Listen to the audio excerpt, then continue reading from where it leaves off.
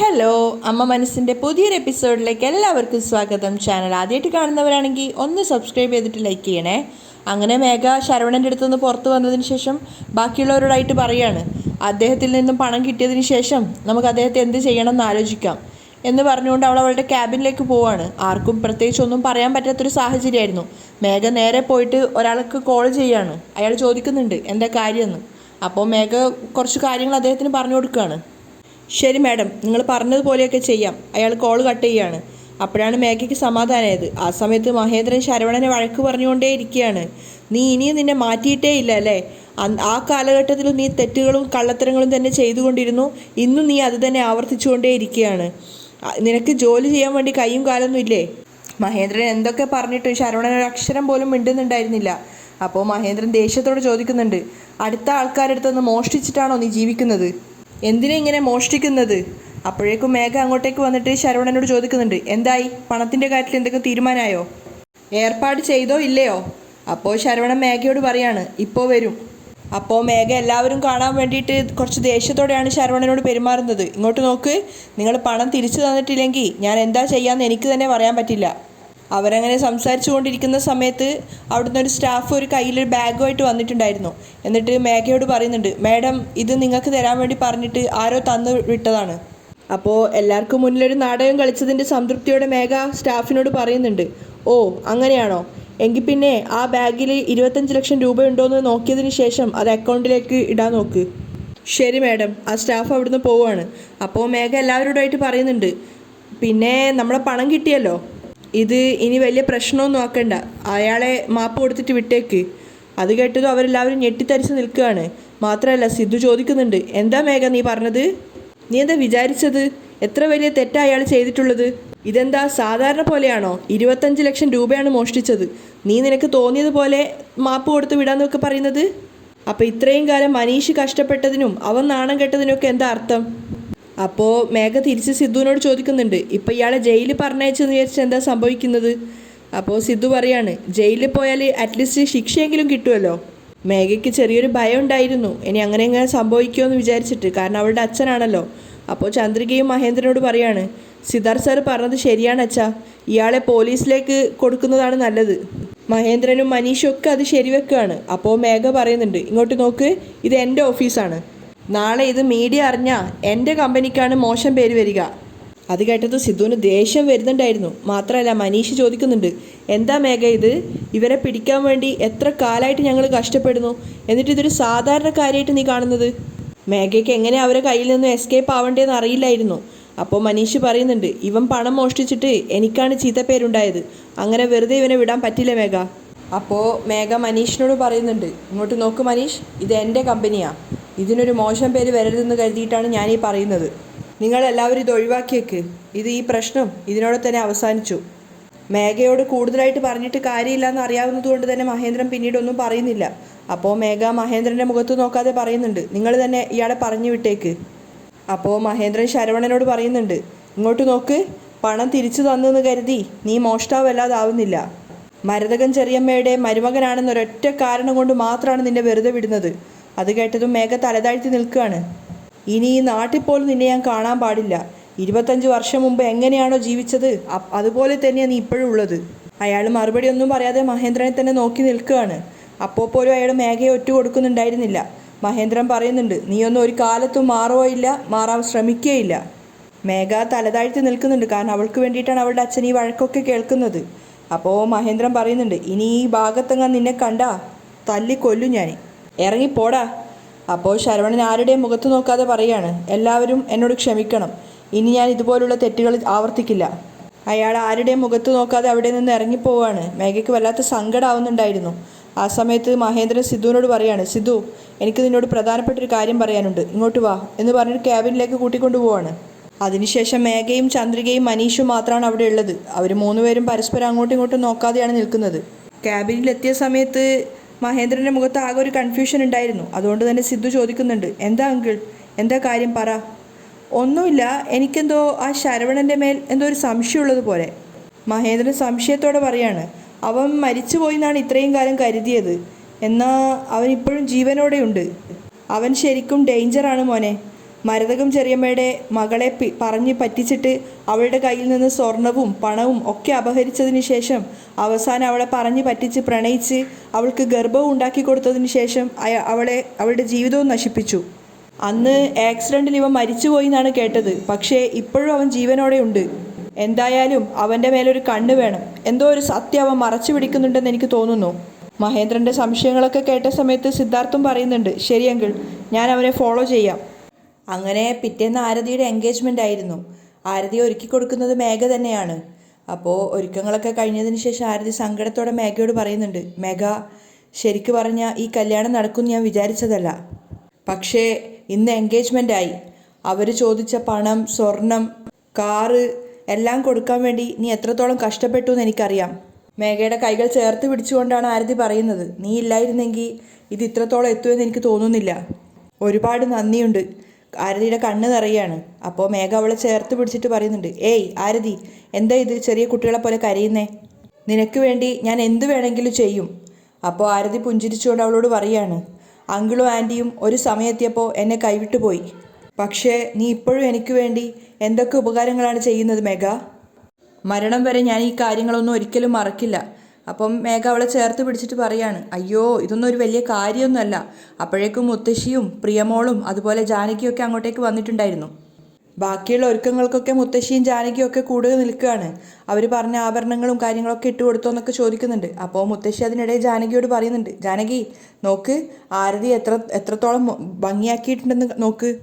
അത് കേട്ട് ജാനകിയും ചിരിക്കുകയാണ് സന്തോഷത്തോടെ. അപ്പോൾ മേഘ ജാനകിയോട് പറയുന്നുണ്ട്, ഇനിയും ഒരുപാട് സ്വർണ്ണാഭരണങ്ങളുണ്ട്. പക്ഷേ ഇനിയും സ്വർണ്ണം ഇട്ട് കഴിഞ്ഞാൽ ആരതി കുഴങ്ങിപ്പോവും. മേഘ പറഞ്ഞത് കേട്ട് ആരതിയും പൊട്ടിച്ചിരിക്കുകയാണ്. അത് കേട്ട് ജാനകിക്ക് വല്ലാത്ത സന്തോഷം തോന്നുന്നുണ്ടായിരുന്നു. അവരെല്ലാവരും സന്തോഷത്തോടെ ചിരിക്കുന്ന സമയത്ത് ജാനകി മേഘയോട് പറയുന്നുണ്ട്, മേഘ, എൻ്റെ മോളുടെ കല്യാണം നടക്കുമോ നടക്കില്ലോ എന്നുള്ള പേടിയിലായിരുന്നു ഞാൻ ഉണ്ടായിരുന്നത്. പക്ഷേ നീ പറഞ്ഞ പ്രകാരം ഈ കല്യാണം എൻഗേജ്മെൻറ്റ് വരെ എത്തി. എൻ്റെ മക്കളെ എങ്ങനെയായാലും രക്ഷപ്പെടുത്തുമെന്ന് ഞാൻ എൻ്റെ ഏട്ടനിൽ വിശ്വസിച്ചിരുന്നു. പക്ഷേ അദ്ദേഹം എന്നെ കൈവിട്ടു. എന്നാൽ ദൈവം പോലെ നീയാണ് എനിക്കൊപ്പം ഉണ്ടായത്. ഞങ്ങളുടെ കഷ്ടപ്പാടൊക്കെ നീ മാറ്റി മോളെ. അപ്പോൾ മേഘ പറയുന്നുണ്ട്, എന്തിനാ അമ്മായി ഇപ്പം ഇങ്ങനെയൊക്കെ പറയുന്നത്? എനിക്ക് നിങ്ങൾ മാത്രമല്ലേ ഉള്ളൂ. നിങ്ങൾക്കല്ലാതെ വേറെ ആർക്കാ ഞാൻ ചെയ്യുക? ഇന്ന് ആരതിയുടെ എൻഗേജ്മെൻ്റാണ്. നിങ്ങളെല്ലാവരും എപ്പോഴും സന്തോഷത്തോടെ ഉണ്ടാവണം. അതാണ് എനിക്ക് നിർബന്ധം. മനോഹരനും വാസുവും പയ്യൻ്റെ വീട്ടുകാരെ കാത്തു നിൽക്കുകയാണ്. വാസു ചോദിക്കുന്നുണ്ട്, 1 മണിയാവാറായല്ലോ, ഇനിയും കാണുന്നില്ലല്ലോ. അവർ വന്നുകൊണ്ടിരിക്കുകയാണെന്ന് വിളിച്ചപ്പോൾ പറഞ്ഞിട്ടുണ്ടായിരുന്നു, ഇപ്പോൾ എത്തുമായിരിക്കും. മനോഹരൻ പറയുന്നുണ്ട്. പറഞ്ഞ് കുറച്ചു നേരം കഴിഞ്ഞപ്പോഴേക്കും ആകാശും അവൻ്റെ വീട്ടുകാർ, അച്ഛനും അമ്മയും മുത്തശ്ശിയൊക്കെ വന്നിട്ടുണ്ടായിരുന്നു. അവരെ സ്വീകരിച്ച് അകത്തേക്ക് കൂട്ടിക്കൊണ്ടു പോവാണ്. അവർക്കൊപ്പം തന്നെ പൂജാരി ഉണ്ടായിരുന്നു. അകത്തേക്ക് കൂട്ടിക്കൊണ്ടു പോയതിനു ശേഷം അവർ കൊണ്ടുവന്ന ഫ്രൂട്ട്സൊക്കെ അവിടെ നിലത്ത് വെച്ചിട്ട് അവരവിടെ ഇരിക്കുകയാണ്. പെണ്ണ് റെഡിയല്ലേ? മനോഹരൻ ചോദിക്കുമ്പോൾ വാസു പറയുന്നുണ്ട്, ഓ റെഡിയാണ്. അതിനുശേഷം പയ്യൻ്റെ ചെക്കനോട് കുശലാന്വേഷണം നടത്തുകയാണ്. അവിടെ എല്ലാവർക്കും സുഖമല്ലേ? ഓ എല്ലാവർക്കും സുഖം തന്നെ. നിങ്ങളൊക്കെ നന്നായിട്ടിരിക്കുന്നു അല്ലേ? ഓ എല്ലാവരും നന്നായിട്ടിരിക്കുന്നു, വാസുവും പറയാണ്. അപ്പോൾ പൂജാരി പറയുന്നുണ്ട്, മുഹൂർത്തത്തിന് നേരം വൈകുന്നു.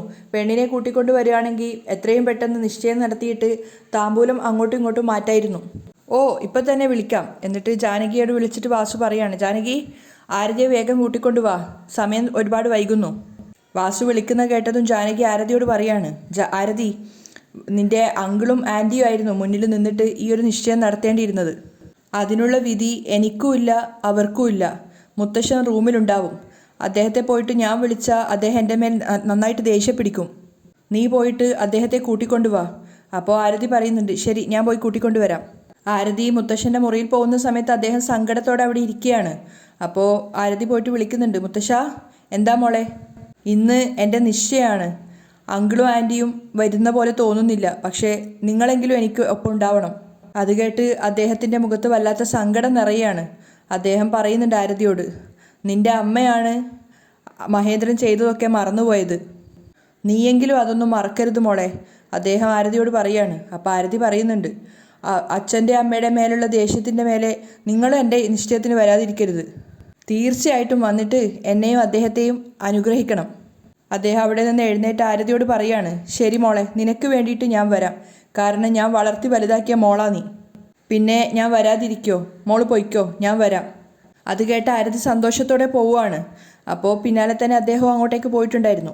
അദ്ദേഹത്തെ കണ്ട സമയത്ത് എല്ലാവരും അദ്ദേഹത്തിന് നമസ്കാരം പറയുകയാണ്. തിരിച്ച് അദ്ദേഹവും. ജാനകിക്കും അദ്ദേഹം വന്നതിൽ ഒത്തിരി സന്തോഷം ഉണ്ടായിരുന്നു. അവരുടെ മുഖത്ത് നിറഞ്ഞൊരു സന്തോഷമുണ്ട്. പക്ഷെ വാസുവിന് അത്ര വലിയ ഇഷ്ടപ്പെട്ടിട്ടൊന്നുമില്ല. അതിനുശേഷമാണ് ആരതിയെ കൂട്ടിക്കൊണ്ട് മേഘയും മുത്തശ്ശിയും അങ്ങോട്ടേക്ക് വന്നത്. ആരതിയെ ആകാശിൻ്റെ അടുത്ത് തന്നെ ഇരുത്തുകയാണ്. അവർ രണ്ടുപേരും ഒന്നിച്ചപ്പോൾ പൂജാരി പറയുന്നുണ്ട് പെണ്ണിൻ്റെ കഴുത്തിൽ ചെക്കനോട് മാല ഇടാൻ വേണ്ടിയിട്ട്. അവർ രണ്ടുപേരും എഴുന്നേറ്റ് നിന്ന സമയത്ത് ആരതിയുടെ കഴുത്തിൽ മേഘയും പയ്യൻ്റെ കഴുത്തിൽ വാസുവും മാല ഇടുകയാണ്. പുഞ്ചിരിച്ചുകൊണ്ട് അവർ രണ്ടുപേരും അവിടെ സോഫയിൽ തന്നെ ഇരിക്കുകയാണ്. അപ്പോൾ പൂജാരി ചോദിക്കുന്നുണ്ട് ഇനി മുഹൂർത്തത്തിനുള്ള ദിവസം നോക്കാമോ?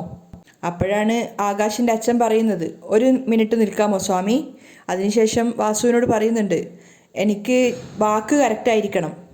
നമ്മളന്ന് പറഞ്ഞതുപോലെ പണമൊക്കെ റെഡിയായതല്ലേ, അതിലെ പകുതി ഇന്ന് കിട്ടില്ലേ? അത് കേട്ട സമയത്ത് വാസുവും ജാനകിയും പരസ്പരം മുഖത്തോട് മുഖത്ത് നോക്കുകയാണ്. മേഘയ്ക്കും മുത്തശ്ശിക്കൊക്കെ സത്യത്തിൽ നല്ല ദേഷ്യം വരുന്നുണ്ടായിരുന്നു. അപ്പോൾ ജാനകി മേഘയോട് പറയാണ് മേഘ എടുത്തോണ്ട് വാന്ന്. അപ്പോൾ മേഘ അകത്ത് പോയിട്ടൊരു ആഭരണത്തിൻ്റെ ബോക്സ് എടുത്ത് വന്നിട്ട് ആകാശിൻ്റെ അമ്മയുടെ കയ്യിൽ കൊടുക്കുകയാണ്. അപ്പോൾ അവരത് തുറന്നു നോക്കുമ്പോൾ അതിൽ ഒരുപാട് സ്വർണ്ണങ്ങൾ ഉണ്ടായിരുന്നു. അപ്പോൾ ജാനകി അവരോടായിട്ട് പറയുന്നുണ്ട് പെണ്ണിന് ഞങ്ങൾ കൊടുക്കാമെന്ന് പറഞ്ഞ 200 പവൻ സ്വർണ്ണത്തിൽ 100 പവൻ ഇതിനകത്തുണ്ട്. എല്ലാ സ്വർണവും പെണ്ണിൻ്റെ ദേഹത്തിട്ട് കൊടുക്കാൻ പറ്റിയില്ല, അതുകൊണ്ടാണ് ബാക്കി പെട്ടിയിൽ വെച്ചത്. അപ്പോൾ അവൻ്റെ അമ്മ പറയുന്നുണ്ട് അത് കുഴപ്പമൊന്നുമില്ല, പൊന്നൊക്കെ റെഡിയായാൽ മാത്രം മതി.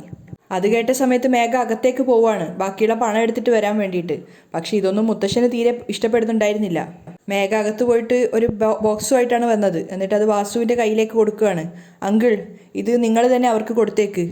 ശരി. അയാൾ ആ പെട്ടി വാങ്ങിയിട്ട് ആകാശിൻ്റെ അച്ഛൻ്റെ നേരത്തേക്ക് പോവുകയാണ്.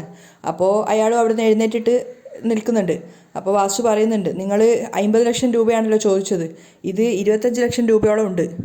അത് വാങ്ങിച്ച് പെട്ടെന്ന് തന്നെ അയാൾ തുറന്നു നോക്കുകയാണ് ആർത്തിയോടെ. അപ്പോൾ അതിൽ പണം കണ്ടപ്പോൾ അയാൾ പറയുന്നുണ്ട് ഓ സന്തോഷമായി. പക്ഷേ ഇതൊക്കെ കാണുമ്പോൾ മുത്തശ്ശന് വല്ലാത്തൊരു ആപത്തിലേക്കാണ് ആരതി പോകുന്നതെന്ന് തോന്നുകയാണ്. അപ്പോൾ വാസുവിനോട് അയാൾ ചോദിക്കുന്നുണ്ട് പയ്യന് വേണ്ടി പറഞ്ഞു വെച്ച കാറ് രജിസ്റ്റർ ചെയ്തോ?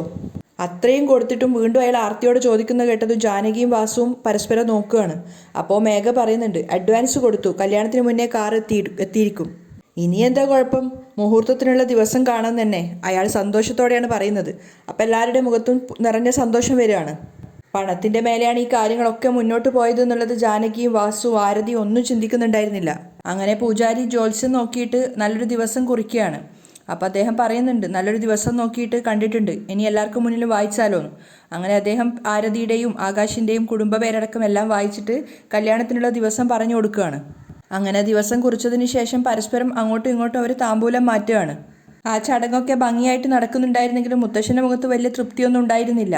അപ്പോൾ താമ്പൂലം മാറ്റിയതിന് ശേഷം പൂജാരി പറയാണ് ഇനി പരസ്പരം മോതിരം മാറ്റിക്കോളൂന്ന്. അങ്ങനെ ആരതിയും ആകാശവും പരസ്പരം മോതിരം മാറ്റുകയാണ്. അങ്ങനെ സന്തോഷകരമായ ആ ഒരു കർമ്മം കഴിഞ്ഞ സമയത്ത് എല്ലാവരും പൂവൊക്കെ ഇട്ട് അവരെ അനുഗ്രഹിക്കുകയാണ്. അതുകൂടെ കഴിഞ്ഞപ്പോഴേക്കും മുത്തശ്ശൻ അവിടുന്ന് പോകുന്നുണ്ട്. അദ്ദേഹത്തിന് അതിൽ കൂടുതൽ നേരം അവിടെ നിൽക്കാൻ എന്തോ തോന്നിയിട്ടുണ്ടായിരുന്നില്ല. ആ സമയത്താണ് മുത്തശ്ശി വാസുവിനോട് ശബ്ദം താഴ്ത്തി പറയുന്നത് വാസു.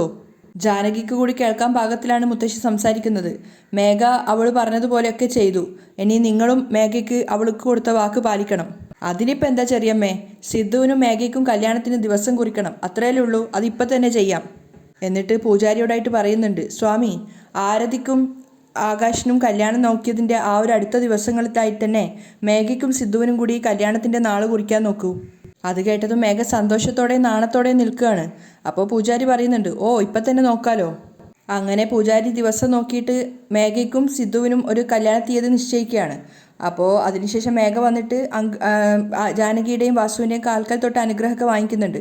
അപ്പോൾ മുത്തശ്ശി വീണ്ടും ജാനകിയോട് പറയാണ് നോക്ക് ജാനകി, ആരതിയുടെ കല്യാണം ഒരു കുറവുകളും കുറ്റങ്ങളും ഇല്ലാതെ മേഘ നടത്തിത്തരും. അതുപോലെ തന്നെ മേഘയുടെയും സിദ്ധുവിൻ്റെയും കല്യാണം നല്ല രീതിയിൽ നിങ്ങൾ രണ്ടുപേരും നടത്തി കൊടുക്കണം. അത് കേട്ടതും ജാനകിയും വാസുവും പറയുന്നുണ്ട് അതിനെന്താന്ന്. മേഘയും സന്തോഷത്തോടെയാണ് നിൽക്കുന്നത്. അവിടെയാണ് ഇന്നത്തെ എപ്പിസോഡ് വൈൻഡപ്പ് ചെയ്യുന്നത്.